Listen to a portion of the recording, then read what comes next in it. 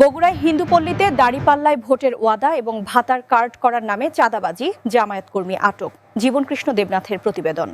বগুড়া সদরের হিন্দুপল্লীতে গিয়ে বয়স্ক ভাতার কার্ড করে দেওয়ার প্রতিশ্রুতি দিয়ে ৫০০ করে টাকা নেওয়া এবং আগামী নির্বাচনে দাঁড়িপাল্লায় ভোট দেওয়ার ওয়াদা নেওয়ার অভিযোগে একজনকে আটক করেছে পুলিশ।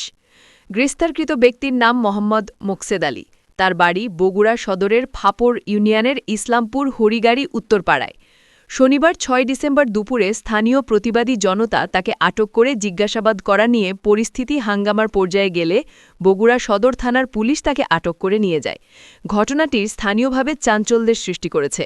এলাকাবাসী জানিয়েছে, কয়েকদিন আগে জামায়াত কর্মী মোকসেদ বেলাইল হিন্দুপল্লীতে গিয়ে বয়স্ক ও বিধবা মহিলাদের সরকারি ভাতা করে দেওয়ার কথা বলে অনেকের কাছ থেকে ছবি ও ভোটার আইডি নিয়ে যায়। অনলাইনের কাজের জন্য নেয় জনপ্রতি ৫০০ টাকা। টাকা নেওয়ার সময় হিন্দু মহল্লার ভোটারদের জামায়াতের নির্বাচনী প্রতীক দাঁড়িপাল্লায় ভোট দেওয়ার জন্য প্রলুব্ধ করে। বিষয়টি জানাজানি হওয়ার প্রেক্ষিতে শনিবার বেলা ১২টার দিকে মোকসেদ তার এক মুরব্বিকে নিয়ে ফের ঘটনাস্থলে আসে। এ সময় সবাই তাকে ঘিরে ধরলে তিনি কয়েকটি অনলাইনে আবেদনের কপি ফেরত দেয়। এই ঘটনায় হইচই শুরু হলে অনেকেই ঘটনাটি ভিডিও করে সোশ্যাল মিডিয়ায় ছড়িয়ে দেন।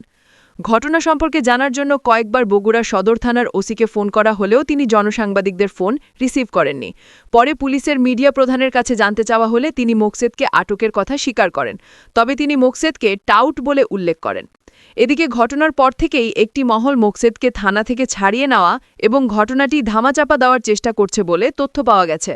আটক মোকসেদ জামায়াতের কেউ নয় বলে জানিয়েছেন বগুড়া জেলা জামায়াতের সেক্রেটারি আব্দুল মালেক।